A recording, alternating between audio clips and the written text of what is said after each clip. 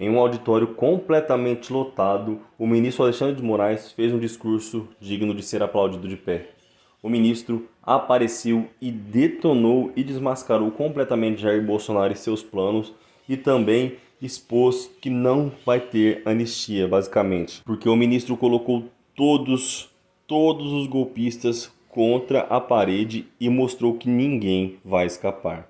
É isso mesmo. Nós vamos ver na íntegra esse discurso avassalador que está viralizando nas redes sociais. Mas antes, eu convido a você que é novo aqui no canal Plantão Político que aproveite esse momento para se inscrever.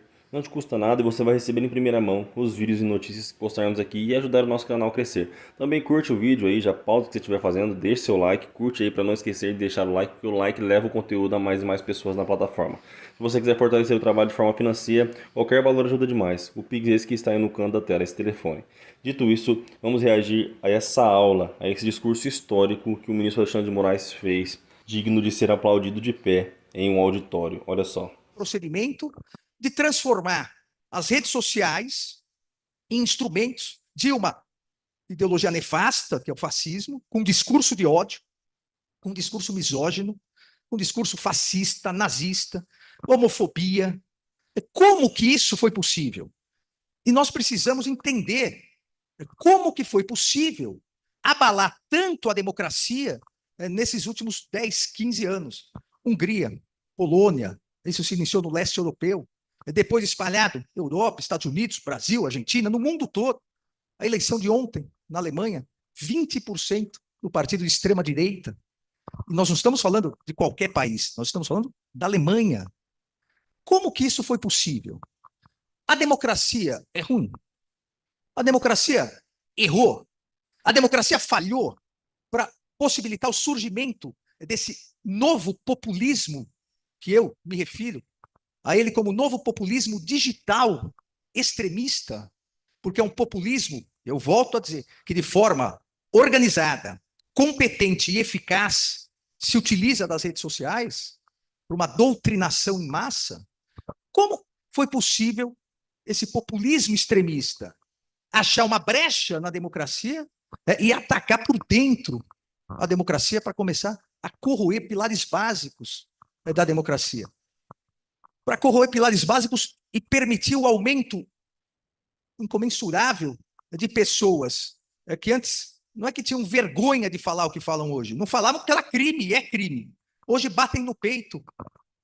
Obviamente, atrás dos computadores, eu digo que essas milícias digitais são virtualmente corajosas e pessoalmente covardes, mas para afetar a vida de outras pessoas, afetar a vida do regime democrático. Como isso foi possível? Se nós verificarmos que, pós-Segunda Guerra, de 1945 para diante, pós o fascismo, o nazismo, na América Latina isso se estendeu, as ditaduras se estenderam, mas a partir da década de 80 isso foi solucionado. Se a democracia melhorou a vida das pessoas, como ela vem sofrendo tanto desgaste? Porque é uma questão fática. Se nós pegarmos todos os países que mais investiram no regime democrático, são os países mais civilizados do mundo, são os países mais desenvolvidos do mundo. Mortalidade infantil, desde a redemocratização do mundo, melhorou. A saúde se universalizou. A educação se universalizou. Regras mais humanas, dignas de trabalho, nas relações de trabalho foram aprovadas. Por que, então, esse desgaste da democracia? E o que reverteu contra a democracia a partir disso e como as chamadas Big Techs souberam explorar isso?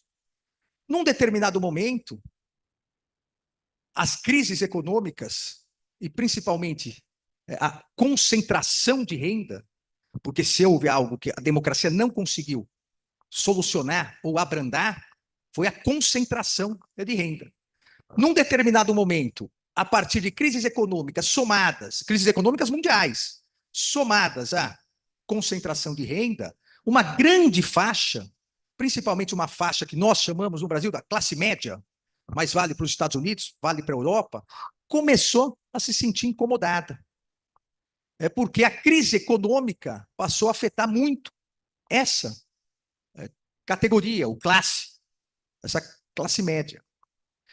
E a partir disso, e vocês sabem, né, nenhum ser humano consegue, não deveria, mas a maioria, para não exagerar, a maioria dos seres humanos precisam culpar alguém dos seus problemas.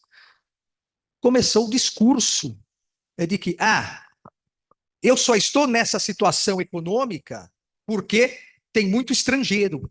É o discurso europeu. Né? O fascismo, a extrema-direita, recuperando o terreno eleitoral. Eu só estou nessa situação porque tem muito brasileiro de outro estado vindo aqui, entre aspas, roubar meu emprego. Quem não se recorda, inclusive, de uma pessoa que exerceu um cargo alto de ministro, dizendo, até, disse ele, entre aspas, até empregada doméstica está indo para a Disney, uma parcela da sociedade começou a ficar incomodada.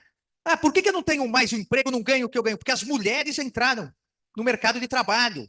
E a misoginia voltou forte. Os meus direitos, quando somente eu, e vejam que isso pega principalmente, e as redes sociais demonstram isso, de início, homens brancos, heterossexuais, de mais em torno de 45 anos para frente. Quando eu não tinha que disputar o mercado de trabalho com as mulheres, a vida era melhor. Olha, reconhecendo direitos aos LGBTQI+, que absurdo. Esse sentimento, e é importante, vejam, para combater o mal, é importante a gente reconhecer as raízes desse mal. Esse sentimento e esse retorno a isso, esse retorno ao discurso, que antes se brincava, era o discurso do tio do churrasco, hoje é o discurso de 20% da Alemanha, de muito mais por cento no Brasil. Veja, esse discurso surgiu por uma revolta contra determinados momentos em que crises econômicas achataram o modo de vida de uma parcela da população. Quem aqui não ouviu o pai, ou mãe, ou avós, ou tios dizendo, no meu tempo, a escola pública era muito melhor, era uma escola pública de qualidade. É um absurdo o que fizeram nesse país, acabaram com a escola pública. Eu duvido que alguém não tenha ouvido isso. Óbvio, no seu tempo, meia dúzia só ia para a escola pública. Só 10% dos brasileiros era alfabetizado até a década de 60. A escola pública era a escola de elite. Com a redemocratização, principalmente, com a Constituição de 88, que universalizou o ensino, obrigando os pais a colocarem os filhos nas escolas, obviamente, o ideal seria a universalização com recursos suficientes para se manter o mesmo nível. Agora, isso num país não rico como o Brasil não foi possível, mas um avanço de se acabar com o analfabetismo, um avanço de se universalizar o ensino, mas há pessoas que ficaram com rancor a essa universalização. O sentimento surgiu em virtude dessas crises econômicas geradas, por um lado, pela universalização de direitos e, por outro,